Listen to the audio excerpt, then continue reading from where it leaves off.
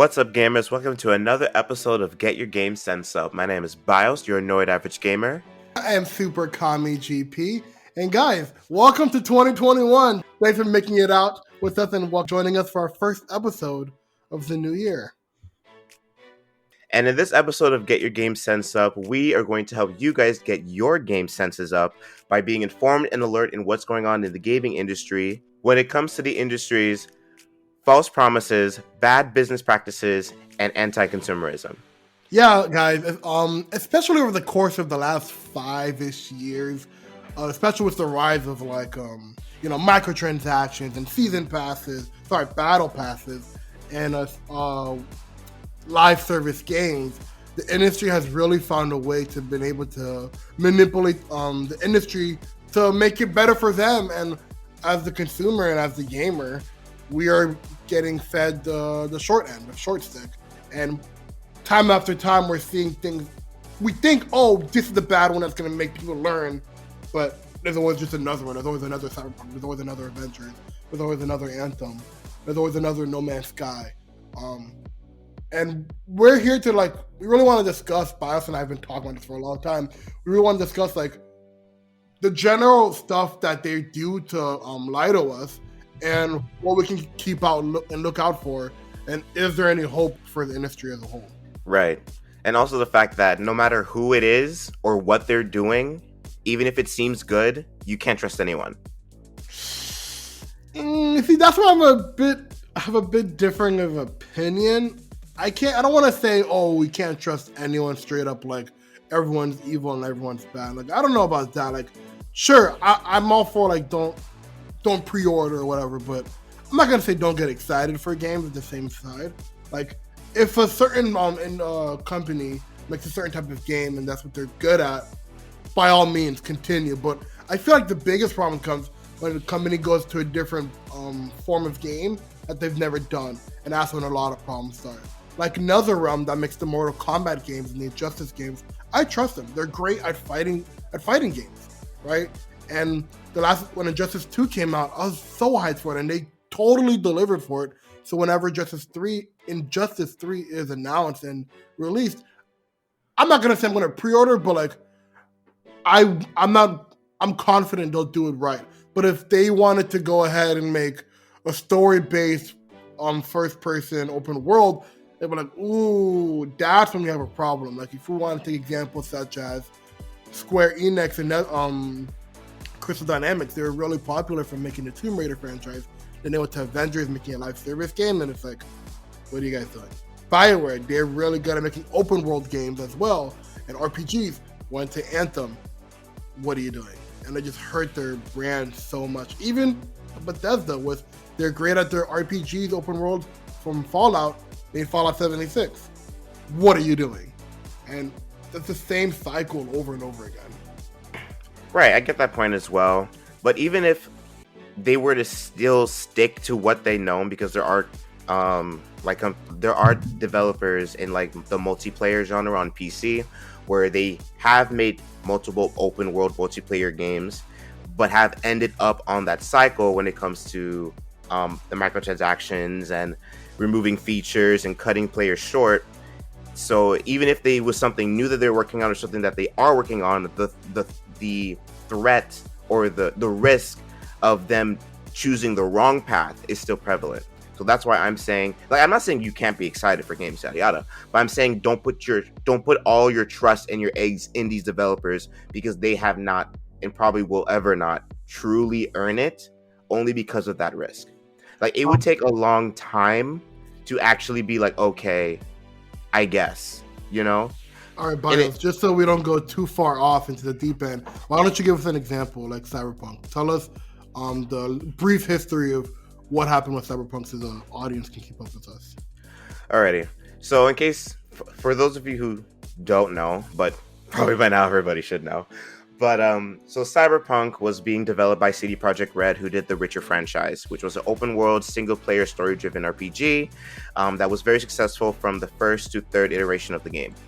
Then CDPR decided to branch out by doing an open world, single player game, but on a bigger scale with more features and a lot more.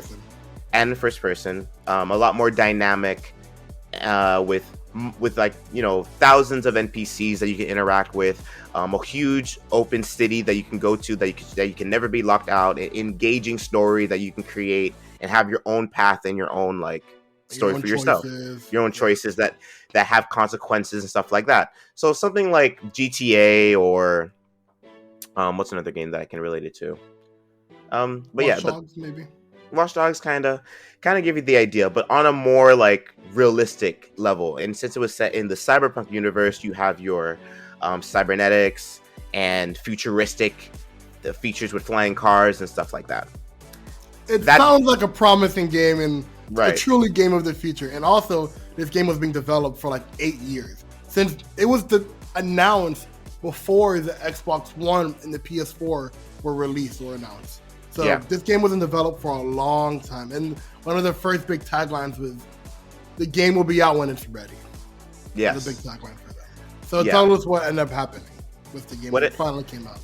So what ended up happening when the game finally came out? It was unplayable on the systems that it was supposed to be playable for, which is the Xbox One and PS4, and it was a it was riddled with bugs on the PC.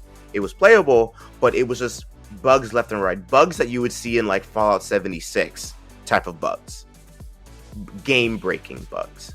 So of course the community got mad and retaliated because CDPR basically lied. Leading up to the release, they kept saying like, "Oh, the game is playable and running well on the consoles, and it works They great on pushed it back PC." like 4 times as well. They pushed Like it back four four delays. times. They showed gameplay footage. As we now learned that the gameplay footage was actually fake. It was all PC rendered on the highest build, specifically tailored PC rendered footage, and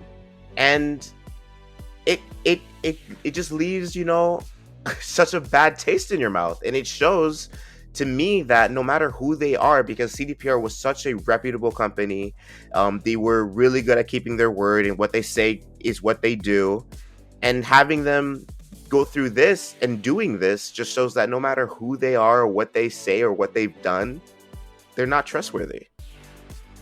Yeah, I mean, it really sucks. Like, I've never played a CD PR game before, CD Projekt Red.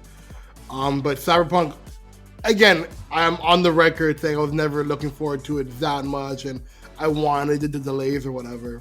But it's just a tragedy in how this all went down in terms both for them and for us, because they're going through lawsuits and refunds, and they're trying to fight their stockholders and all this stuff, and fight the consumers at the same time, and their player base is almost gone to an extent. And on the audience side, it's like people were really looking forward to it, and it's nowhere near the game they thought it would be, because the promises they've made out, and it's more than just the bugs. There's also like a lot of features that are just not in the game. Like the police AI is trash. There's no like bounty hunting. Like they see You can't people getting bribe hunted. them. You can't brag them. The NPCs are ridiculous. They said every NPC has their own 24-hour cycle. You could follow any NPC and see their whole lives. Like that's not true. They just like walk in circles. There's no like real customization when it comes to the your vehicles. There's a lot of different vehicles, but there's no real customization. The modding is very useless. Like there's just a lot of stuff Yeah, that's a lot of stuff. not up to par of what people were expecting to be. But this was supposed to be the game of the generation, and this game was supposed to come out on Xbox One and PS4, right? And granted, through the delays, the Series X and the PS5 were out, so those versions are a bit better. But even if you're playing on a PS4, I mean a PS5 or Series X today, January 28th, you're still just playing the backwards compatible version. You're not playing the true next-gen version of the game. So even then, they just held back so much. I don't know if maybe the game can get like a second life like No Man's Sky did like 2 years later or whatever, but they really hurt their brand. The thing is with that is that like that also what you said there, the people use that as like as an excuse for games coming out bad, like, oh, it'll have a revival, yada yada. No Man's Sky did that, Final Fantasy Online did that, blah blah blah, Destiny. And it's like, guys, we have one life. I'm not sitting here to pay $60+ for people who do like the big alternate edition stuff like that. I'm not gonna sit here and spend all Or this $60 money and then the season pass and all that and stuff. all that stuff, and then I have to wait 6 months to a year for a game that I paid when it said that it was gonna be ready for me to play. That's not realistic, and that's not fair. Yeah, and for whatever reason, I don't know why people are trying to make that excuse for it, because the video game industry is the only industry where that's a problem. Imagine you bought a new car, right? And then it didn't come with a steering wheel. And they're like, you know what? Instead of a steering wheel, we're going to give you like this little plastic steering wheel to put in. This cardboard. Yeah, this piece of cardboard. But don't worry, in 7 months, we're going to ship it out to you. Imagine you bought a new iPhone and the camera, you can't turn the camera on for 7 months for selfies. And it's like, oh no, don't worry, we're gonna put a patch out so you can have the camera function. Like the camera's there, the physical camera is there, you just can't use it. Mm-hmm. Like when you're at a restaurant, if your meal comes in undercooked or if it's like a totally different meal, you send it back. This is the only industry. If you got something from Amazon, if you bought like a chair, you're gonna have to install. But if it's missing some legs or whatever, like you're gonna return it or they're gonna send you back with money. Like this is the only industry where people are expecting, oh, don't worry, they're gonna make it better. And it's just ridiculous. And there's no reason why it should be like that. Absolutely no reason. And yeah, no one should be accepting that, and that's why we're trying to help inform people in our podcast and just help spread that word, to spread that awareness that do not accept less than. Don't ever expect less than, no matter who the developer is, no matter how much you like them, no matter I want to give them no, don't do that, because what talks? Money. So when Cyberpunk failed and people actually had a decent reaction, and I'm saying decent because it's not the end, their stocks fell, their investors got mad, people were returning the game left and right. Sony took it off the PlayStation Store, which is huge. Companies like Best Buy, who don't even accept physical copies back, are you're able to return them with an extended return period. Stuff like that never happens, which is good. It's good reaction, to the point where I'd made CD Projekt have to apologize. We're not going to go into their apology, but these type of things, even though that they're good and they happen, it's not the end. Like the fight always has to continue, which can also lead us into our next part with Microsoft for what they did recently. So recently, Microsoft announced that the price for Xbox Live Gold, which is the service you would use so you can play online with your friends. Of course, you can use services like Netflix and Hulu for free on the Xbox, but if you want to play games with your friends and be in a party chat with your friends, you need gold. And the current price was $9.99 or $10 a month, right? And of course, they had bundles for 3 months. It was $24.99, $25. And for 12 months, $60, which is the best deal, right? Because you're getting $60 for a whole year, whereas you can spend $10 a month for 12 months, which is $120. So you're getting for half the price, right? But Xbox decided they're going to go ahead and quote unquote double it, but it's not totally doubling. The price of gold went up $1, right? So it went from $9.99 to $10.99, making it $11 a month. But with that, they also adjusted the price for all of the different bundle packages. So you were technically saving with that 12 months process for $60, but they made it reflect to $120. So they doubled that to $120, and the 3 months bundle became $60, which is the actual price of the thing. But when you get bundles, you get a better savings. So as an audience, as the community was very upset, was like, why are you just gonna throw this price at us for twice the price, quote unquote? It's really just $1 more, but the bundles were more expensive, and everybody was very furious with that. And it's like, Xbox was the first company to have this premium service to play online. On PC, there's no such thing as paying to play with your friends. Sony and Nintendo didn't have that for a long time. Sony didn't have that to the PS4, and Nintendo didn't have that to the Switch, right? Recently, when they finally started making their users pay for the online price.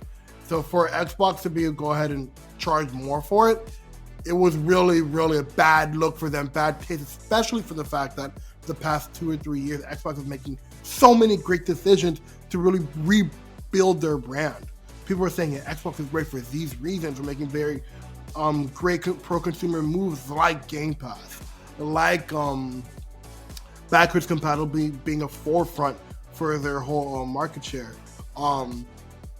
Having both a Series X and a Series S, like a cheaper version to get into next gen, like, and they were making moves and trying to also get all these new companies so they can have that first party lineup, and like buying Bethesda, they're really trying to make these big moves to reflect that, hey guys, we are the best place to play, and Xbox is a brand, and of course xCloud. I could not forget about xCloud to play on the go, your full Xbox library on the go. And for them to charge, just $1 more, but twice the price for the bundles, it was a really, really bad look for them. And people were furious, truly furious. But, I was gonna say, it was inevitable. They were always gonna charge more for it. Every service goes up. Look at Netflix. Netflix just started at $8. Now it's like at $15, $18. Every service goes up, and it was inevitable, but maybe they could have done a smaller climb. But I'm not gonna go too far just yet. But within a 24-hour period, they really took. They were actually listening, and that's kind of a meme in the video game industry that we're listening. But they said, we're not gonna go ahead and do this. We're not gonna go ahead and change the price of gold. We're gonna keep it the way it is to keep it fair to our consumers, our loyal consumers. Over the past 10, 15 years, Xbox has been around. And also, something that they've always been flagged for the first time ever, they're making free games actually free. So games like Fortnite, DC Universe Online, Apex, I think ESO to an extent, games that have totally free, you needed gold to play them. You needed to pay that $10 a month to play a game like Fortnite, which is free on your phone, which is free on PC, which is free on Nintendo and everywhere else. But on Xbox, you needed gold. Now they're finally breaking down that barrier, and they're saying we're making free games free. So if you only played your Xbox for Fortnite and like Call of Duty Warzone, you don't need gold anymore. You can just play those games, which is a really good move that they should have done forever ago. But so screaming and making noise about it works clearly. Yeah. So like that would have never happened, and if people didn't react so intensely. Mm-hmm. But also their attempt, this just shows that they're going to do it again later down the line. Like I said, yeah, it's inevitable, but we see where their intentions are. We see where their eyes are. They're not really looking to make gamers happy. They're looking so like in that scenario, what you're saying, like making fellow gamers happy, I mean, it is a business, and they've had it at $10 a month for like 15 years or whatever. I don't want to be like white knighting for the Xbox brand, but like I'm not gonna be mad that someone wants to charge more for a service that they've had the same price for a long time. It's their service. You don't need to have it. Especially kind of do. Especially now that they're making free games free. Like, I don't know. Like, I'm not saying, go play somewhere else, go play on a PC, but it's like they can charge the price they want because it's theirs. And I'm not white knighting for it. And again, I think if it was a smaller, it was only a $1 increase. If you pay monthly like I do, or I used to do, it's only a $1 increase. It was only the bundles that were really double the price, quote unquote. Yeah, that's where the most of the reaction was. Yeah, definitely. But then it's great that they changed it, but I don't, like when I heard about it, I thought it was bad. I thought it was bad news, but I'm like, oh, it sucks, but like, that's just how it is. Like they're just gonna change, like. And that's also where the problems are. Oh, that's just how it is. Sure, but we're talking about two different things when it comes to it's still in the same package. Like you just can't have. That's what I'm saying. Like you just can't have that kind of mentality. Oh yeah, that's just how it is. Oh, games come out and finish. That's how it is. It'll get better in 6 months. When it comes to the game, that's totally different. I do think they need to be a ready and playable product that you're selling and marketing to your consumers, but like a service. We can talk about Hulu. Remember, Hulu used to be free. Now they only have paid services. Netflix used to only be $8 a month. Now, if you want the best package, it's like $18 a month. Like services go up. Health insurance, I'm sure that used to be way cheaper, but that goes up. Your mortgage. Okay, You need health insurance, unfortunately. You need to pay Okay, your yes, mortgage, but like all unfortunately. services go up. They're not selling you a one-time package. Yeah, we're deal talking about that- we're talking about in gaming though. Sure, exactly, but services go up. Like remember, DLCs used to be like $15 for everything. Now they're like half the price of the game. They're like $40. Okay, but like Right? for certain, okay, but like when we're talking about services like Hulu and stuff like that, like for Netflix, I believe the price went up when they started adding HD features in 4K, didn't it? Yes, but they Okay. don't have a base $8 package anymore. Okay, There's but no I base $8 package, because Okay. they added more content. they added more content. What are they adding for you to play online? It's online. You're absolutely right. They weren't It's not. adding anything. It's not like they're making the connection better.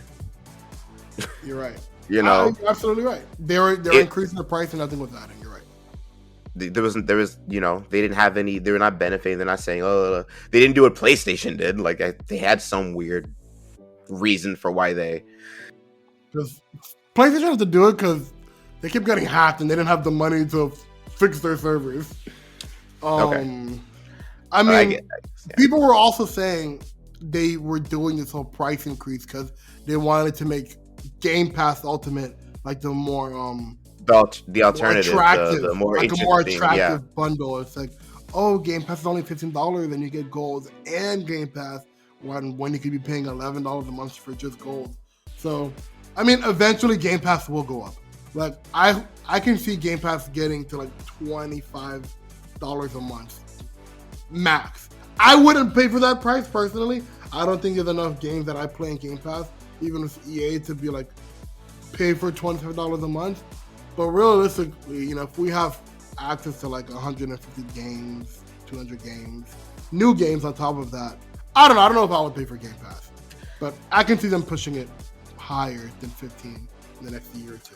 Yeah, but just the move of like of doing that, of trying to push people instead of just making it our choice to do that. Like if we chose to make the service popular, that type of thing, instead of letting it happen naturally and organically, just forcing you into that is such a scummy thing to do. But I mean, again, it was just $1 increase. Like, No. Oh, it's just $1 increase.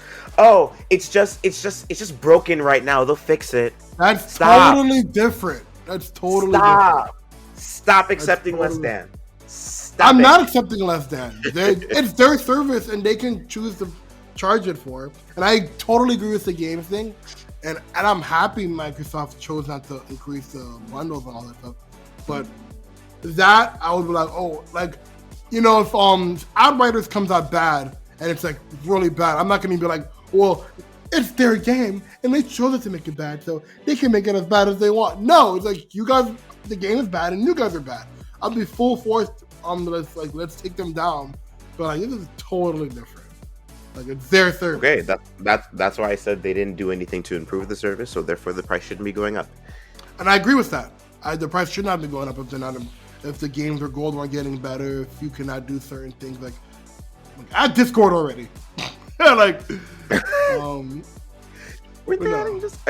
okay. So since you brought up Outriders, I think that's a good time to transition talking about that game. And a lot of and those of you listening could be wondering, why are you talking about Outriders? What is that? What's going on? So Outriders is it's an interesting title actually. It's a complete game that has online features where you can do co-op with your friends. It's a looter shooter. Why do you say allegedly? We'll see when it comes out. Oh, okay, right, allegedly. Allegedly. So, it has a complete story campaign, semi-open world, similar to Gears of War. It was being developed by People Can Fly, who did some work on Gears of War and Fortnite and another title, can't remember. So it's a looter shooter, and they're promising a lot of things, complete story, complete game, and then the DLC will actually be DLC to further expand a complete game, and yada yada. So, and there will be no microtransactions and all that stuff. So it's sounding really, really nice and really, really good and really, really fresh, since people have been burned from games like Anthem and Destiny and etc., Division. But what's happening again is that from what I've been seeing, because I'm keeping tabs on the game because it is a game that I'm interested in, trying to see what they're coming up with. I give Super Kami updates wherever I can. And what I'm noticing in the community is that a lot of people are overhyping the game and are saying things about the game that haven't been mentioned by the developers, and so it's creating this overhype and unrealistic expectations. So like for example, there's this really big loot tree system in the game. I mean, skill tree system where you can spec it all the way up to 3 different classes, or you could mix and combine them. And if you don't like the build that you made, you can respec it for free. Really good feature, no complaints there. But what the community is doing is saying that it's this big, amazing thing, and you could do this and you could do that, and you could, it's so big, and you could like create all these other different builds. And it's like, okay, look, calm down. If you take a look at the skill tree, it's not that big of a skill tree for you to say those things. So people who don't know or expecting all this over expecting on the game. And then with that, we don't know if this game is gonna be good. We don't know if the game is gonna be like what it says it is. And everybody is already jumping onto it because they've been burned before and they want something fresh to play. And they want something to replace Anthem and Destiny and Warframe, all these other games. And I understand that, but like, haven't you learned your lesson? You haven't learned your lesson? Stop doing that. How I see it, which is a reason why I really enjoy us doing this podcast, is because it'll always be someone's first time. Maybe someone wasn't in the industry when Anthem or Star Wars or Destiny was around, but Outriders is their very first live service game. And that's what we're all about, trying to get your game sense up to let you know, like talking about the idea of that a game can be not what they expect it to be. We're just getting the word out there that people need to be cautious when it comes to the video game industry. It's not what you see in the trailer is not very very revealing about the actual game. It's like when you watch an actual movie trailer and you're like, hey, that scene wasn't in the movie, or this scene wasn't in the movie, but like that's the big thing they put on the trailer. Like, so people need to be prepared for why that is, and not why that is, but like prepare like what can actually happen when you get the game. So one of the things that I was talking about with Super Kami is that in the gaming industry, one of the reasons why it's so bad is because a lot of these big developers don't have any competition. So one thing that happened a while back with Warframe, when Anthem was coming out, being a contender and it was getting a lot of traction, a lot of hype, the developers of Warframe were starting to collaborate and try to come up with new ideas to make Warframe better, to like push Warframe into like a better spot. They had like a whole live stream, they had a board, they were writing stuff down, they were coming up with ideas, they were brainstorming. It was a really amazing thing. And they were like talking about pushing up more attention to a lot of production in the game for things to come out much better and quicker and stuff like that. But the moment the Anthem failed, all those ideas, that whole conversation, that whole positive atmosphere just disappeared. We never heard about those projects, or the projects that they were talking about is still delayed, or they come out and they're unfinished. And I was talking with Super Kami, it's like, why do these developers need competition to be better? Why can't they just push to be better for the sake of being better and to make gamers in their community happy? Like, competition is good. I'm not saying like we don't need it, but I don't see why it takes like Outriders to make Destiny, The Division, Warframe, all that stuff get up out of their seats and start like, okay guys, we got to come up with something or we're gonna lose our audience. You shouldn't have to feel that way. But yeah, I totally agree. I mean, you're totally right. I just feel like the way they look at it, it's like we already have the audience, so we don't need to really mix it up unless the yearly expansion that they charge us for. It's like we don't need to mix it up because people are content with what we have, and we'll just keep going with status quo. But the second something new and shiny is like, oh my god, like we got to put these things in, and that's when they actually want to push their game to really be great. And I totally agree, competition is for the better, but I don't know, like, it's a great question. Why don't companies want to be great just to be great? Why does it take for someone else to come in for them to want to be great? Yeah, because like Outriders, you know, they're saying all these nice things and they're doing all these good things. I mean, they're saying they're going to do all these good things, and then like literally, if we see freaking Division coming up saying, "Oh, we're gonna make a whole different, you know, all these positive consumer practices, yada yada," it's like you shouldn't be doing that because you're afraid for us to leave. You should be doing that because you love creating video games and you want to share that love with the community, with players. Like that's why I'm saying like the gaming community industry does not care about you. They only care about your money, and that's the only thing that talks. Like, I'm not saying that there's people in the industry who don't love video games. I'm just saying, like, from the higher ups, you know, to that level, they don't care. So if something's not gonna come around and make them scared, or if we don't get angry, start taking our wallets away, they're gonna keep doing what they're doing. And that's why you guys need to be informed. You need to get your game senses up. Start learning, start watching, start waiting, opening up your eyes, really seeing how things actually are. Don't live in this fantasy world of just like, oh, it's happy, they're doing so much, the game is going to be amazing. I understand that excitement. I've been there countless times and Game burned development countless is hard. times. Game development is hard. That is not an excuse. Oh, can I rant about that real quick? Here's another thing for you guys to learn about in the gaming industry. Do not accept when people say gaming industry, the creating video games is hard. That is not an excuse. You chose that profession. You chose to be in that field. Therefore, you should be capable to make a good game.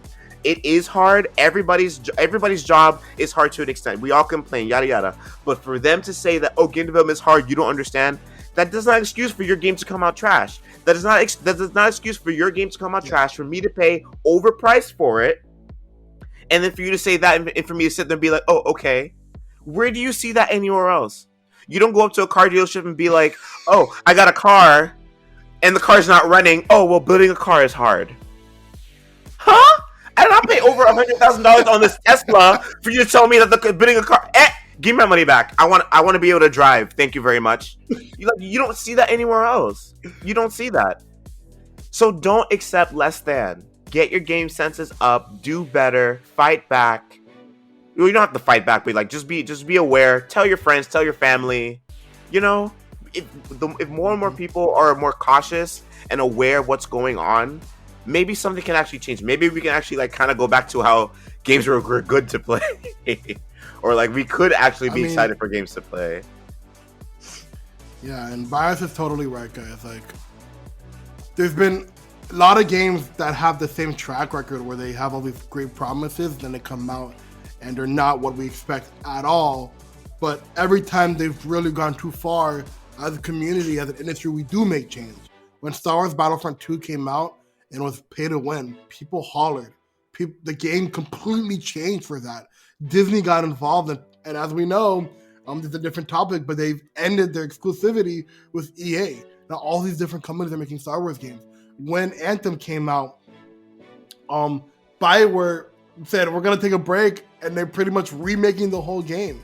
Also, quickly back to that Star Wars thing, the government got involved all across the world, trying to prove that loot boxes are a form of gambling and should not be in games, especially that are marketed towards children, right? Look at Cyberpunk. Cyberpunk is taking a big beating for this. Like, Xbox making a decision to go ahead and not change their price.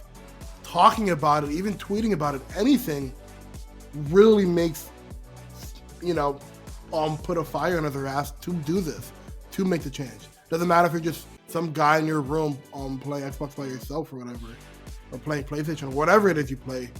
Your opinion matters because you're spending money on these people.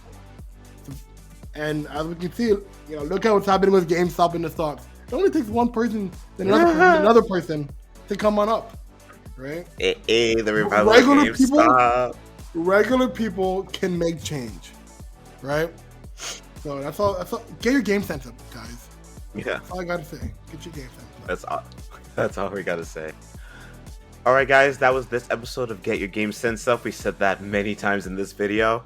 Don't forget to leave us your thoughts and opinions down in the comments. Let us know what you guys thought about everything that we talked about. If you guys are new to the gaming industry, if you guys have any questions, let us know. Don't be afraid to ask them. We want to have a dialogue and a conversation with you guys.